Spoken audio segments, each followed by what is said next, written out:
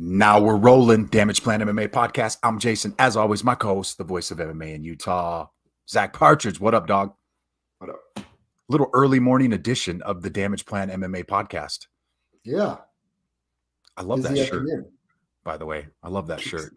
Kicks get chicks. I like all the contender clothing stuff. We got contender the hat, clothing stuff today. Hey, you know what? Those guys need to give us a little code or something, because when I went to Denver to bang Muay Thai and I had on my little Cobra Kai shirt, everybody was talking about it. Everybody was talking about it. Jackson, what's up, Jackson? So, message them. What a weekend of fights, man! Oh my gosh, great weekend of fights. There was a lot that happened.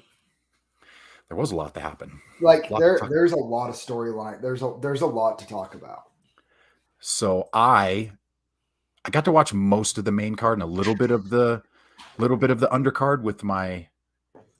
We were driving back. The chauffeur. Yeah, I was being the chauffeur for Bobby King and Joel Haro driving back from Denver. But we had our phone up, and as long as we weren't losing reception, we were good. We were good. Oh, Rod's already on it. Push-ups. Rod is on push-up. Hey, for the record, I don't owe Rod push-ups. Because the bet was – no, wait a minute. The bet was the two fights. The bet was Korean Zombie, 100 push-ups, right? And the bet was Aljo. It's in the Facebook post. I commented on it. He said 100 push-ups each, and I said yes. So technically, we push. Or everybody wins. You do 100. Rod does 100. That's cool. I mean, I'm okay with that, but I don't have to. I mean, technically, it's a push. No, technically, we're in Vegas. You each owe everybody 100 push-ups. Should we do a fan vote? We pushed. No, you did a push.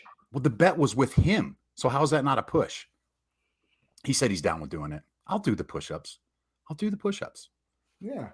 Put it on TikTok. Not afraid to do the push. Ooh, I'll make a TikTok doing the push. That's a good idea. I don't know if I could do 100 push-ups in 3 minutes. That's a lot.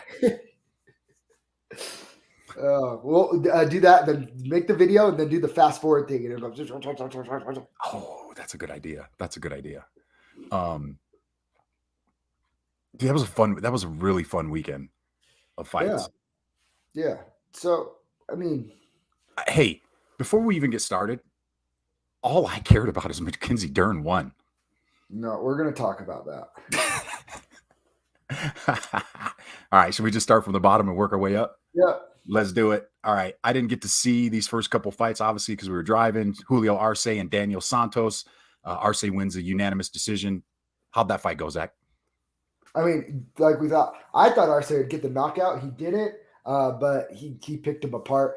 It was a good reminder that sometimes you can just win a fight with a good jab.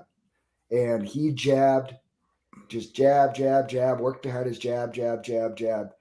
And it was an entertaining fight, but Julio kind of controlled the whole fight with the jab.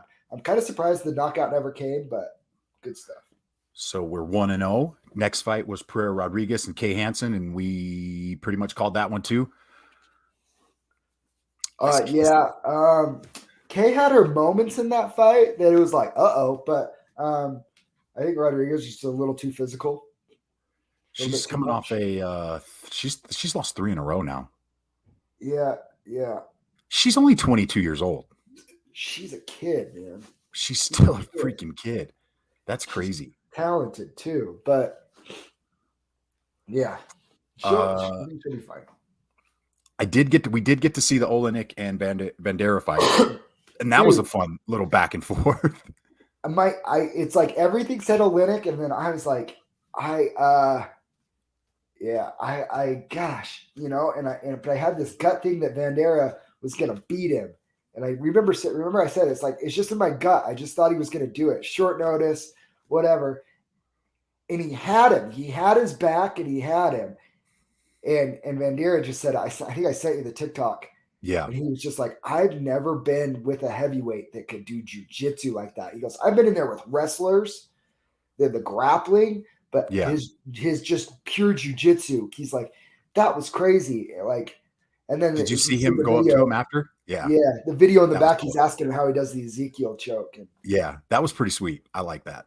yeah, it was cool, man. But Van Deer, it's like, dang, man, like it was good. It's all good. It's all good. That was, like I said, that was a stay away on Yeah, betting because not it betting was on that one. dangerous. Mike Mallet with a huge first round knockout of Mickey Gall. I like Mallet. I Let him. said it in the beginning. I like Mallet. I like that kid a lot. Do you think there's okay? I don't want to sound insensitive to this, but do you think you're going to see more fighters, with their post fight speeches, doing the donating their money, which I think is great. But do you think more guys are going to start doing that now that they see that? Which, I mean, maybe it's a good thing that Dana's pitching in, because he is pitching in that $10,000 to his coach. I think it was Mike Mallet, one of Mike's Mallet's coach. Daughter, his boxing had coach, his daughter cancer, has cancer, and he was going to donate his 10 grand. Yeah. Do you think we're going to see more of that? Right. I think it's pretty cool that Dana's doing it. Or do you think Dana's at some point is going to be like, hey guys, come on? No, dude, fighters do it all the time. Dude, you have a platform for a reason. Yeah. What do we always say? Like the UFC, like it's your platform. The UFC is not designed to make you rich through fighting. It gives you the platform to give you the opportunity, right? Yeah. And if they want to go and shout out a GoFundMe on a national television, on ESPN or a pay-per-view to try and raise money for cancer, yeah, dude, as long as it's legit, as long as this boxing coach has a 15-year-old or has his daughter has cancer, no, it's not going anywhere, dude. That's them using their platform. Did you see there's fans giving him cash? There were fans that gave him cash. Did you see that? No. Yeah, he had an envelope at the post-fight thing, and he's like, I probably got at least $1,000 in cash from fans awesome. as he's what? Yeah, it's pretty cool. That's awesome. What's up, Mason? What's up, Mason? Raquel Pennington and Aspen Ladd. We called that one. Pennington. So boxing's too good. Aspen Ladd's another one that's, I mean, she's only 27 years old. She's a kid. She's only lost to really good girls. Yeah. And she had a major knee surgery. Like she's still got a lot of potential. I think she'll be fine. First upset of the night did not pan out for us. Anthony Hernandez, Josh Freeman. I didn't see that one. How did that fight go? Josh Freeman just couldn't get. It was actually pretty bonkers. Go back and rewatch it because it was wild. It was a wild 15 minutes. But Hernandez, I feel like could have gotten the finish. He was trying to force the submission finishes. And when you try and force them, they're just harder to get rather than softening them up first and catching them. Yeah. And then they just got so sweaty. And it was like they kept reversing after reverse after reverse. You know, one would dive for the guillotine and then slip out, the other's on top, and then he'd go for something. And they just it was pretty wild. It was a good fight. Hernandez was just kind of a step ahead, a little bit, just a level ahead. It was a good fight. I think Freeman will be good. I didn't hate the pick, but Hernandez is good. He's legit. He's good. Ian Gary, Darian Weeks called that one. I like this Ian Gary kid. He's a stud. Another young kid, only 24 years old. Darian Weeks. So I missed that. I missed that fight. I missed these next two fights. Gary picked him. Gary won pretty easily. Kind of picked him apart for 3 rounds. Couldn't get the finish. Not Conor McGregor. You know, like, yeah. I know everybody wants to make the comparisons, and he's a good talker and everything, and this and that. And you know, he did a good fight. It was fine, but he is missing a few. He's missing. It's the fight IQ. It's the fight IQ. He doesn't quite have this. He doesn't have the ability to, in the moment, make adjustments to start just overwhelming somebody with his physical tools. He was bigger, he was longer, and I'd like him to fight with his reach a little bit more. I don't know. I mean, he performed well, but he's not something that I'm going, ooh, that guy's like Yeah. future world champ, no questions asked. It's like, Yeah. he's gonna have to grow in some areas. Still really fun, good young fighter. Mark Matson and Vince Pichelle. I didn't see that one, but I did read the comments online. It said that one was probably the most boring fight of the night on the card. Here's the problem. Mark Matson's style of fighting is not fun. I mean, he literally just held Vince Pichelle for the whole third round. Yeah. Just held it. Took him down. I mean, he's a Greco-Roman wrestler. Yeah. So took him down. Pichelle took him down actually at the end of the second round. I think the end of the second round. I did see that. And I don't know. There's something about Mark Matson though that you know, you're 37-year-old. He's 37. He's 12-0. He's just one that he's never going to really get over on the fans. Yeah. He's asking for a ranked opponent now. Give him Gregor Gillespie and that. Say goodnight to that undefeated record. You know. Yeah. Give him somebody that has a. I mean, Vince Pichelle he's super tough. He's tough. He did a good job in a lot of areas. He just didn't have the ability to get up from underneath an Olympic level wrestler. Took almost no damage. Mark Matson took way more damage in the fight. Way more. You could see it. Pichelle's face was fine. Madson's was all bruised up and touched up. He did. Pichelle posted on Twitter and said, "I'm not going to complain about it, but complained about it." Yeah. Mason says, "You're such a hater, dude. You're such a hater. Hating on the wrestlers." No, I mean, I feel like there's two types of wrestlers. There's exciting and there's, you know, smash wrestlers like Khabib was, you know, Usman can grind it out. Like he punted, like people like great wrestling, like Mark Matson, like he's not doing anything when he gets him down. Not really. He kind of just held him and then just little pop shots. There's another fight like there's another fight like that. Or anything. There was another fight like that. Yeah. Mackenzie Dern, Tisha Torres. I need really excited to go watch this one because I only caught clips of the first and third round, and from everything that you've told me and everybody else that I've read online this was a pretty damn close fight. It was a fight that going to the judges. It's like I thought Tisha won. Mason messaged me. He thought Tisha won, but it was one where it was like going to the judges. I was like, I don't know. I thought Tisha won rounds 1 and 3. So obviously, I'm watching on my phone on the dash while driving. I'm driving, so I couldn't really see. So from my point of view, all I could see was Dern coming forward the first round. So I'm like, it looks like she won. I'll have to go rewatch it again. She clearly won the second, though, right? Dern clearly won the second. Oh yeah. She had her. Dern got her up against the cage and like tried to jump for like a flying like triangle or something, and then caught her Kimura and was like Tisha Torres was holding up Kenzie Dern the whole time, using the cage to stop the Kimura from getting behind her back, and finally went to the ground and Tisha got out, and then they went for a leg lock, and I mean she was threatening dangerous submissions. Oh, what up, Fiji in Florida? You already made it in-house, Florida. Julian, I see Julian getting some rounds in over at Fight Ready. Yeah. It was Fight Ready, right? Nice. So, but man, yeah, it was a big bummer that for me because I really thought Tisha. It was close. It was close enough that I thought Tisha won, but I'm not like I wasn't screaming that she got robbed. I saw some people were like, it was a robbery. It was pretty dang close. Like it was pretty dang close. I thought Tisha won, but I thought it was pretty dang close. It's hard to call a split decision a robbery in any case. Can I pet peeve for here for a second? Yes, pet peeve. The next person that I hear goes, that should have been at least a split decision. Somebody blocked me on Facebook yesterday because I said because I told them they didn't understand how judging works. If they're saying that was such a close fight, it should have been a split decision. There's no, it should have been a split decision. A split decision is, so you're saying, one of the judges should have at least seen it for that person while the other two saw it for the other person. That makes no sense. Yeah. Working with Mark Manson. Hey, it's not a bad coach to work with. Not bad.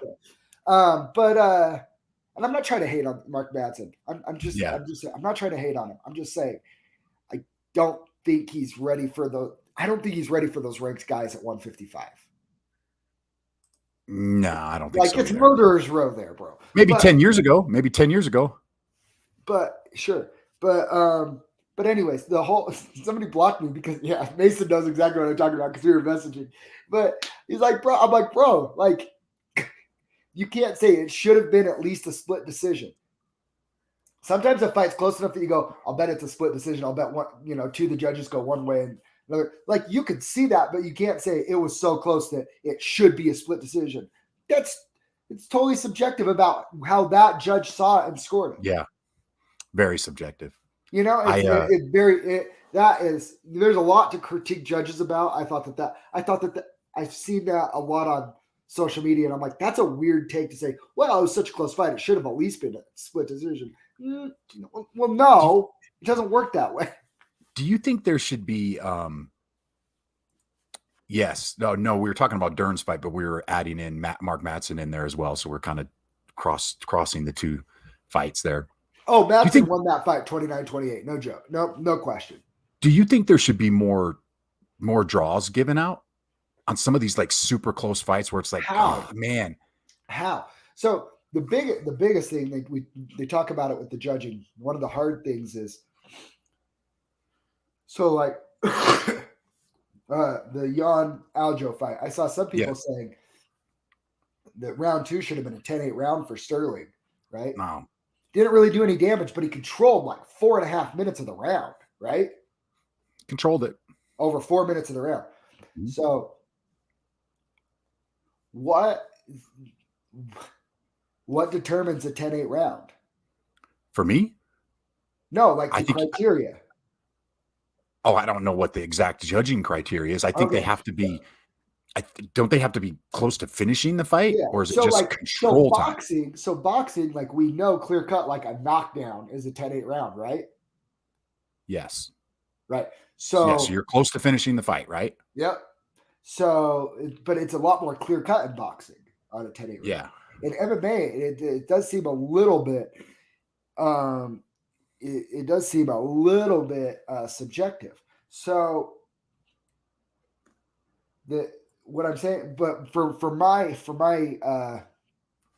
to make my point though, there's too big of a gap between a close 10-9 round and a dominant 10-9 round. I see what you're saying. That's a big gap, right? If there's a very close round and you give somebody out and it's 10-9, right? Yeah. Well, now what if there's a dominant round, but it's not a 10-8 round? Well, then it's a 10-9 round. So you get the same amount of points for basically being in control the whole time and controlling the fight like Aljo did versus the thing with Aljo for me is he didn't do anything. Well, he didn't do anything with it. Yeah, he controlled it. We'll talk about it, but the point I'm trying to make, like those 10-8 rounds and 10-9 rounds. Yeah. Like that, there's such a huge gap of what a 10-9 round could look like. Yeah. It almost needs to be like there needs to be a different scoring system for MMA. There just does. Maybe. What if they had 5 judges instead of 3? Get a few more eyes on there. Okay, we're nitpicking here because it doesn't happen all the time, but we have seen a lot of controversial scorecards lately. And by the way, Florida is kind of building a reputation for not having great judging. Can we just talk about that? Yeah, and you're taking food off of some of these guys' table. Oh yeah, for sure. Fight of the night. Chimaev and Burns. I mean, bonkers fight. Bonkers fight. So I think go ahead. Let me ask you this. Yeah. Did Chimaev's stock go up and down for you? Up or down? It went up. 100% went up. Now Chimaev's went up. 100% went up. Because 100% went up. Because in a way, I think his stardom went up, but I don't know if his stock went up because before I was telling everybody I thought he was going to be champ by the end of next year. I'm not so sure about that anymore. I still think we both text each other. I think it was the same time. We're like, he's not beating Colby. He doesn't have the experience yet, but he has the potential. He definitely has the potential. Well, okay, sure. I mean, how many guys are coming in and beating the number 2 guy in the division after 3 fights in the UFC, 4 fights in the UFC? Yeah. Not too many guys. Yeah. So, but this could go back to, are they pushing him too quickly?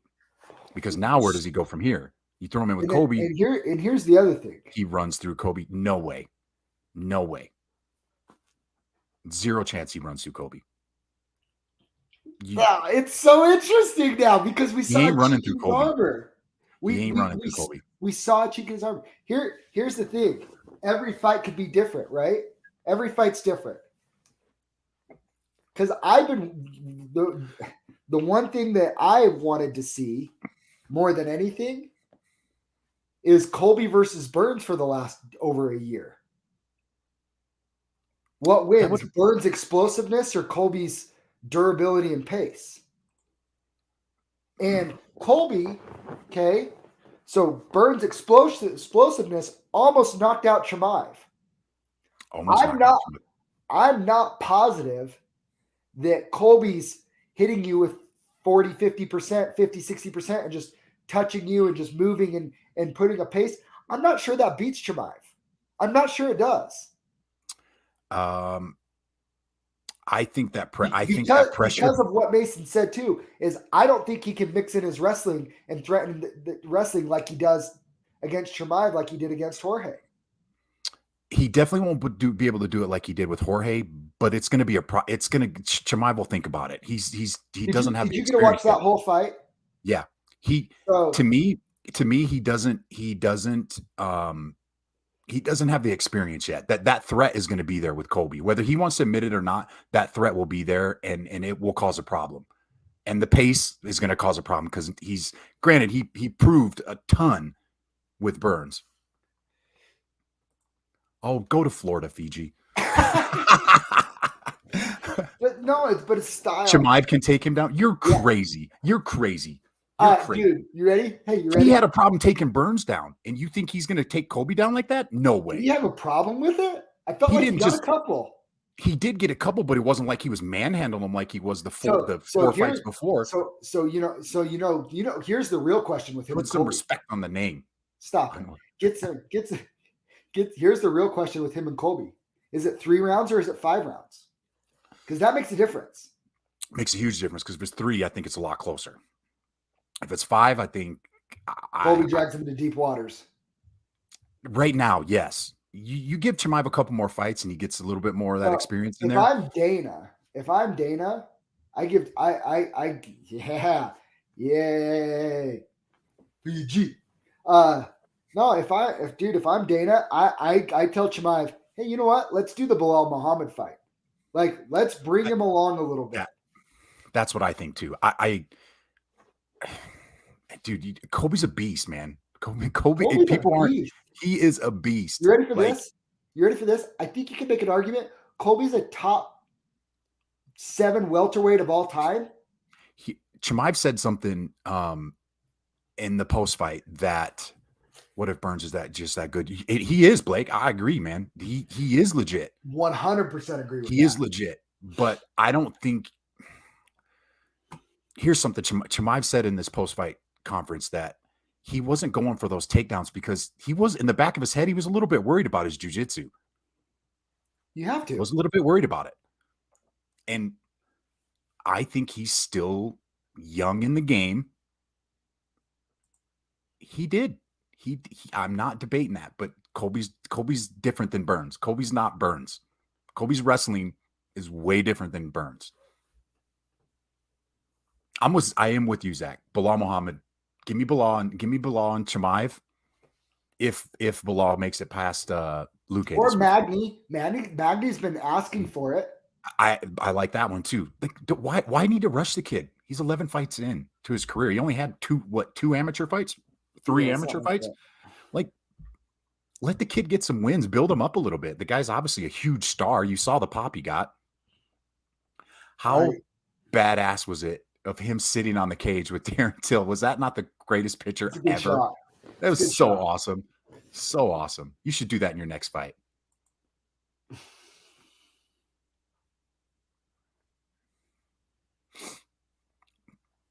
You guys are not respecting Colby, man. There's not enough respect for Colby. Nobody respects Colby. He called the cops. Nobody respects. He did call the cops. Oh man. Yeah. Fight of the night. Fight of the year so far. Yeah. Well, just what the stakes were and how high. And again, I'll give the shout out to Dana on this as well. People that say Dana doesn't care, doesn't take care of the fighters, whatever. He's running a business, dude. He's just throwing them out money last night, like whatever. He's like, dude, that was such a great fight. He goes, Gilbert gets his win money too. That was awesome. And donates to the charity, gives Gilbert his win money just for kicks and giggles.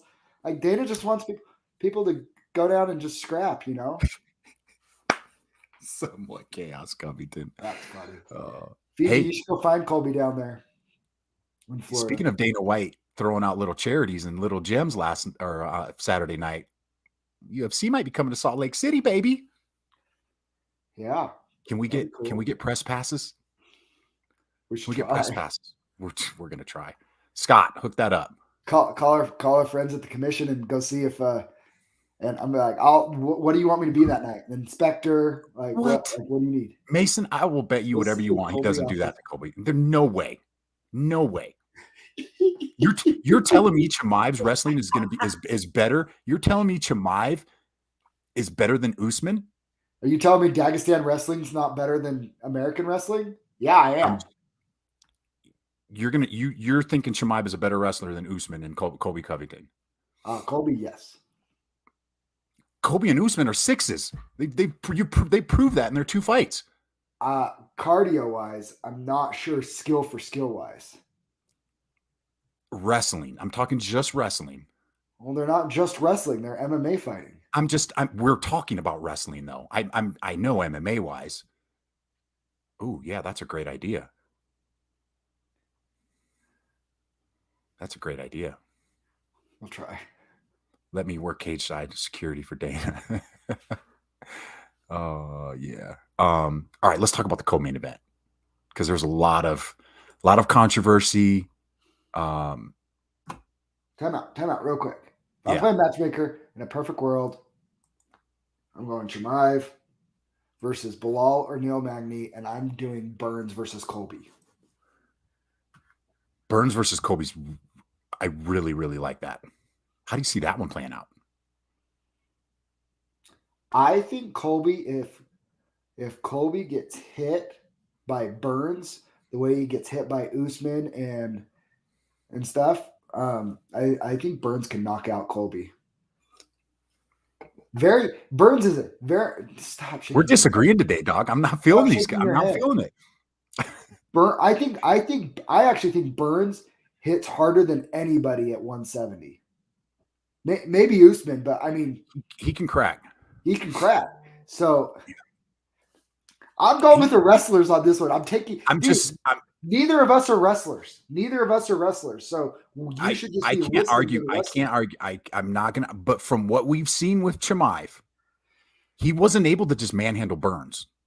Leave that up. I'm just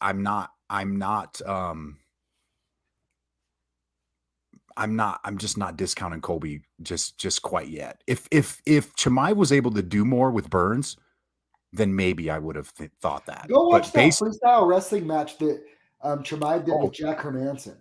Yeah, and he ragdolled him.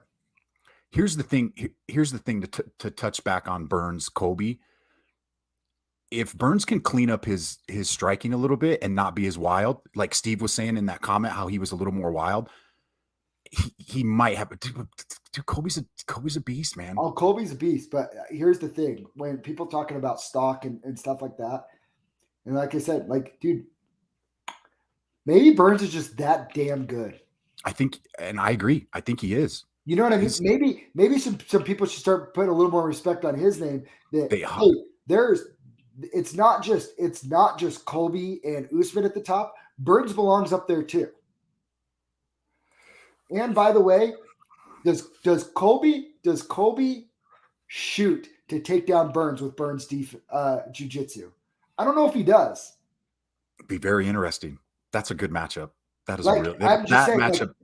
It's Burns presents a lot of problems that are different than Colby, Usman, Chimaev, like all those other top tier welterweights. Yeah. They're kind of like the same mold over here, right? Yeah. Yep. Burns is a completely different animal over here, but he's on their level.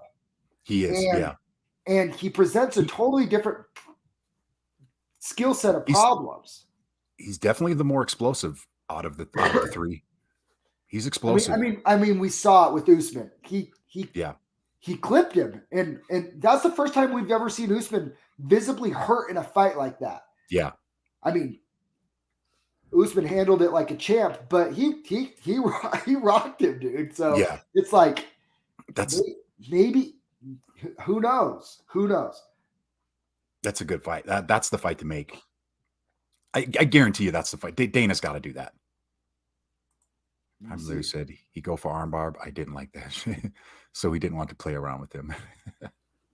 Yeah, he did. He did say he didn't want to play around with him. Maybe the fight is different. Maybe Mason, you could be onto something with that. He only shot 3. He didn't want to take him down. He could have. I maybe he is more confident in his wrestling with Colby than he was with Burns. Yeah. Here, and let me just present one more Mason. Dude, come on. Screw you, Mason. You're not offending me. We're not going to be your friend anymore. I'm going to unfriend you, Mason. I got blocked yesterday by somebody because I told him he didn't understand the Georgian criteria. So you never know. One last thing. Yeah. Psychologically, was that a chink in Chimaev's armor? No. Because there was this mystique. So here's the other part. No. Yeah. Chimaev's had this mystique about him.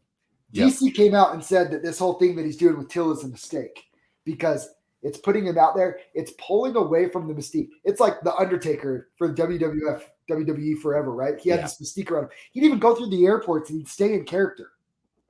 Oh yeah, I know. Right? So Chimaev had this mystique about him that he's just this monster and doesn't care about anybody. And you're hearing these wild stories about him and kind of pull back the curtain and see that he's kind of a fun guy. Like he is crazy. He's wild, but he's fun.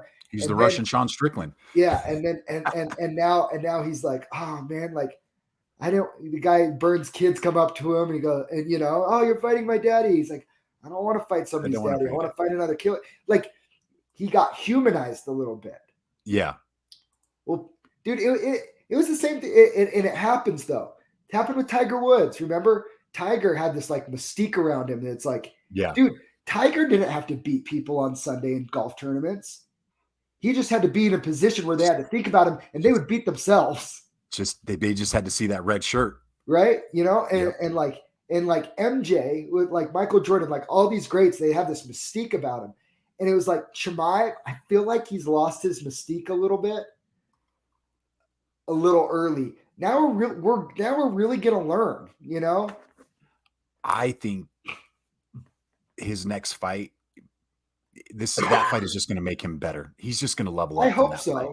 I mean, to get pushed to beat the number 2 guy, to battle through adversity, because we hadn't seen him battle through adversity. He's ran through everybody, and he kind of was looking at like he was going to do that in the first round, and then the second round, Burns almost finished him, dropped him, had him in some trouble. His coach tells him, "Hey man, keep it simple. Just use your jab." And he does it. He listened in the third round, and that was the difference in the fight. Well, and people say you talk like how much experience does Burns have over Chimaev? Oh, a ton of experience. So and not just win. That wasn't really. I didn't think that was a controversial one. I saw people saying that Burns won. I didn't see that at all. Didn't somebody post something? But I think they were drunk in the group. He's like, "Sorry, I was drunk." Oh yeah. Was it that fight or was it a different one? Yeah, it was that one. But he's like, "Yeah, sorry, I was drunk." Okay, whatever. It's all good. Anyways, all right. Aljamain Sterling, Peter Yan in the co-main event. I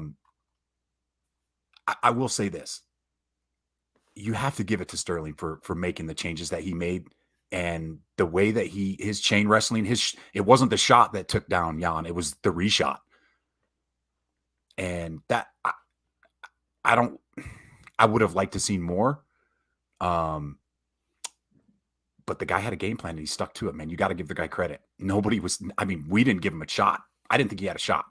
I really didn't. Time out. We didn't give him a shot? We gave him a shot. We did say, go back to the tape on Friday. Go back to the tape. What did I say? If any of the three had a chance at you did say that. Yeah. It was Aljo. Because of his elite grappling. That's what I said. Yeah. And that was the difference. Really. His wrestling and his grappling. Jan did a really good job. That being said, I do not believe he won that fight. I don't think he did either. But I thought his adjustments that he made were because Jan was stopping that first initial shot in the first fight. And he made that correction to be able to get him down and to take his back. That was impressive. I got to give him credit there. That's the only place I'm going to give him credit for, though. And he was hurt. His left leg, he was hurting. Those leg kicks were hurting him.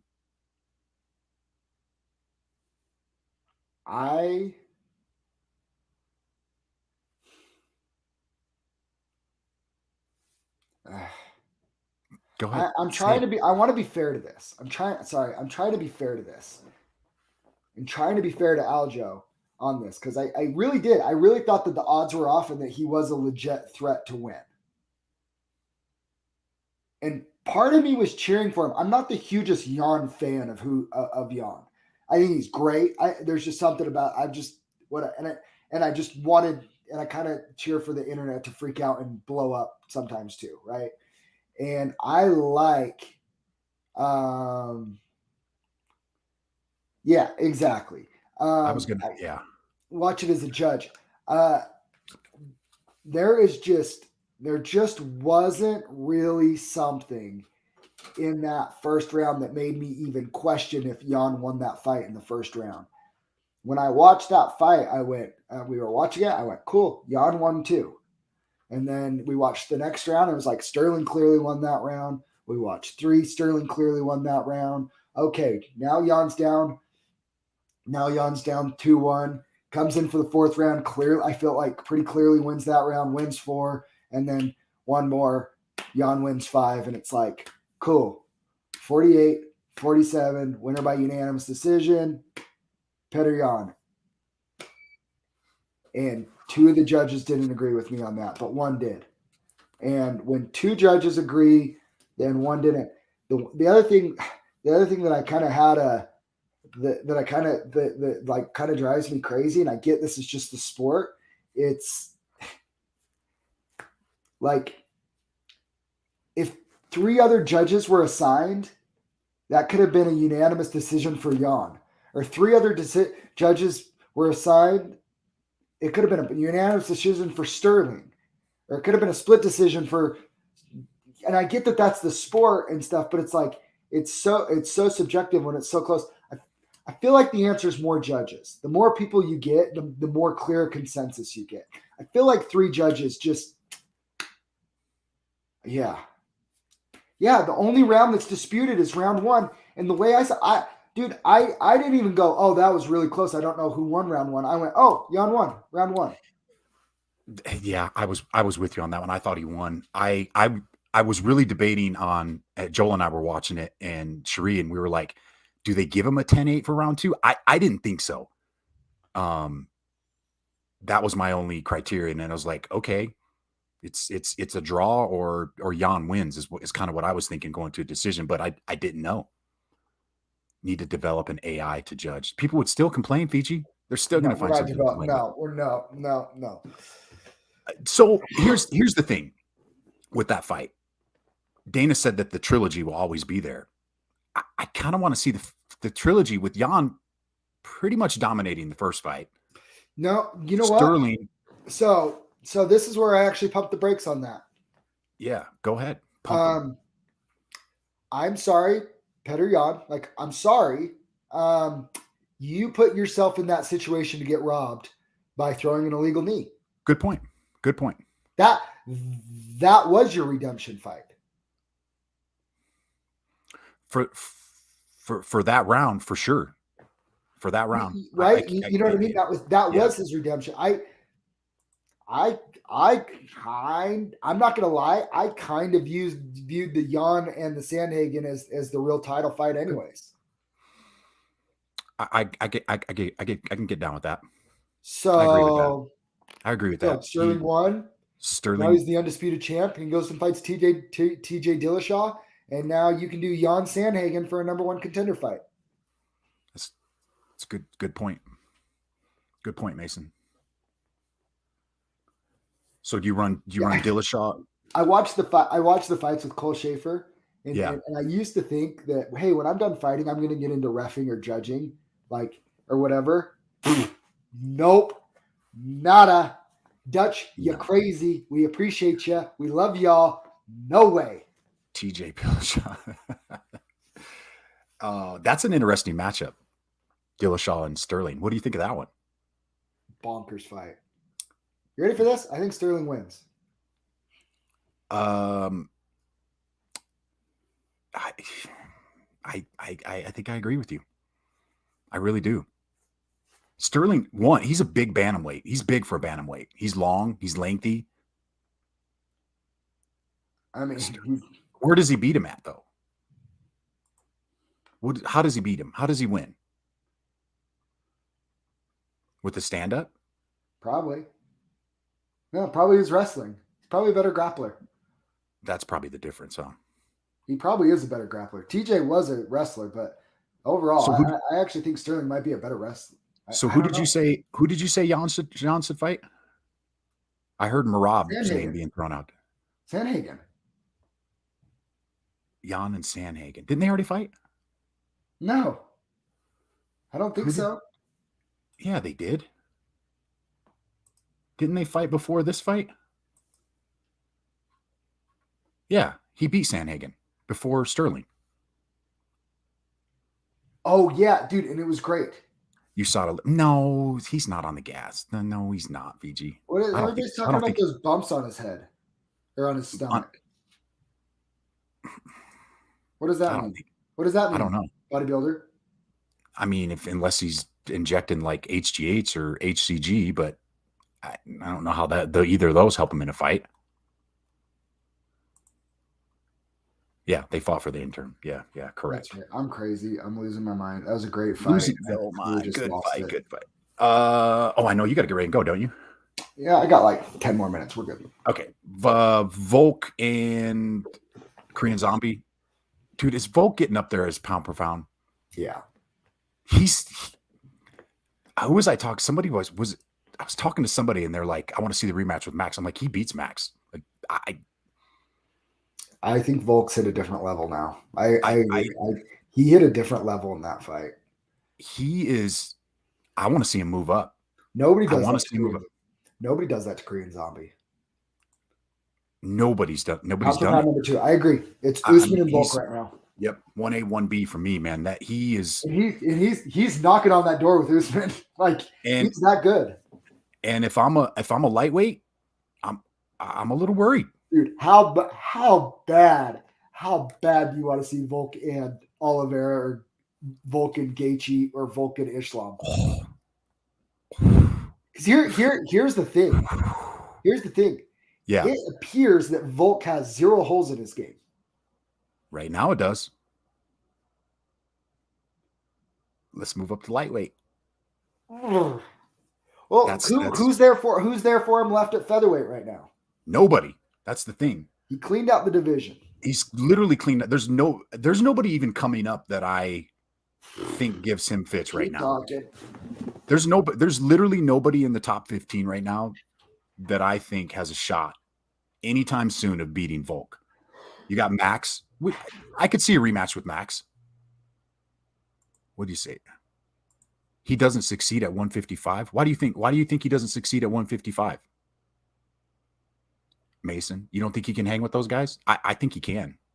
His only loss has been at welterweight, and he's fought as big as middleweight.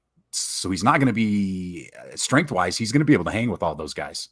Cardio-wise, fight IQ-wise, Makhachev. I mean, they're all those guys are scary, but I think you give those guys real problems. Cejudo, if Cejudo was active, Blake, I may agree with you if he was a little more active, but going out for as long as he has and then trying to come back in and compete at that high level, I think there's going to be a little disconnect there. Maybe I'm wrong, but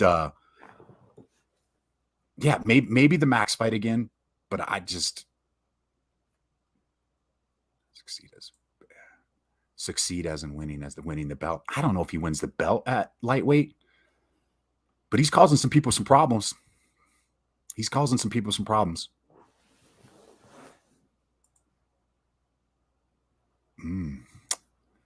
Man, that'd be tough. What do you think, Zach? Oliveira subs Volk. I don't see it. No, he did enter it, but I think he entered it for Sterling. Yeah, for Jan or Sterling is what I think he entered it for. Oh, I think if you're Cejudo, you see that and you go, I can beat that guy. Yeah. Dude, Volk, I would love to see Volk at lightweight. There's some big. I've said it all along. I still think Cejudo retired what he did to Dodge Jan. What if you do like a Volk Chandler? Two little muscle balls. Dude, what did you think of when was it the third round or the fourth round when they came out right before the stoppage and Volk's walking out? He's like, dude, are you all right, bro? Like, the corner might need to throw in the towel. You're right. You're right, Luke. Everyone said the same thing about Max when he destroyed KO. No one beats Max. You're right. But the way that Volk is fighting right now, he's fighting at a high level. He's fighting same level as Charles, same level as Usman. Yeah. Oh, here we go. Mason's trolling now. Mason's trolling. So what do you think, Zach? Who do you got Volk going? Who do you think he should fight next? You think he should go up or do Max? I think you do Max because if he can clear cut beat Max again, then he's the featherweight GOAT, and there's no even debate about it. Would you do a champ fight? Would you move him up and fight who's ever the champ at lightweight? Or do you give him just a top 5 guy? Well, who else is there for him? Nobody at featherweight. I don't even think there's anybody coming up even close. The only fight at featherweight that I'm remotely interested in is Max. But you know what's weird? Max doesn't even seem that urgent to fight him again. Yeah. He knows that fight's going to be there. He already beat Ortega. Yair,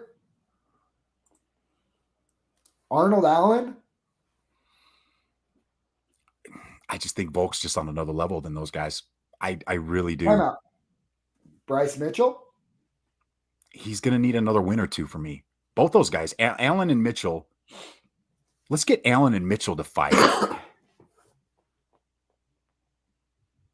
Let's do Arnold Allen, Bryce Mitchell.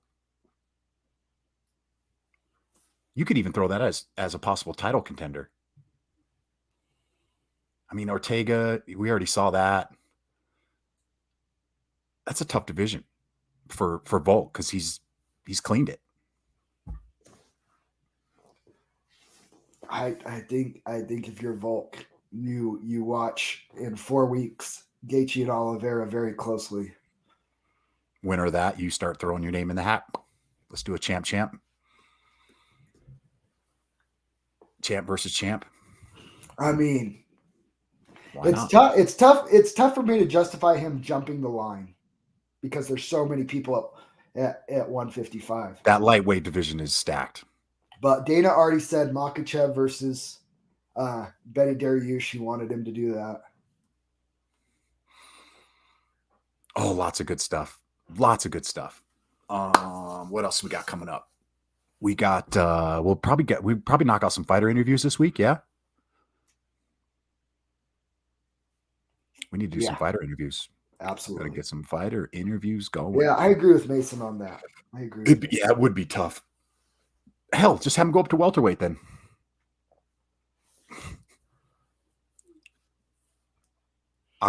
He's becoming one of my favorites to watch, though. Have him go up to welterweight? You shut your mouth.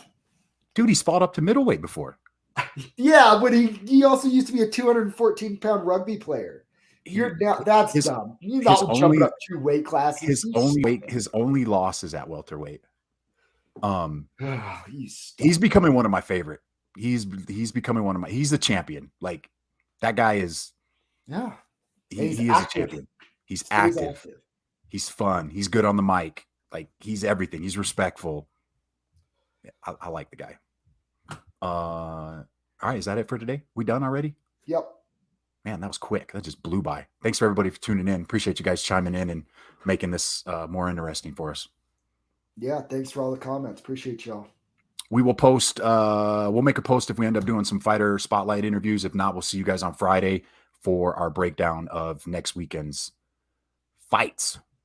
All right, we out of here. Blake, thanks, brother. Appreciate you tuning in, man. We out.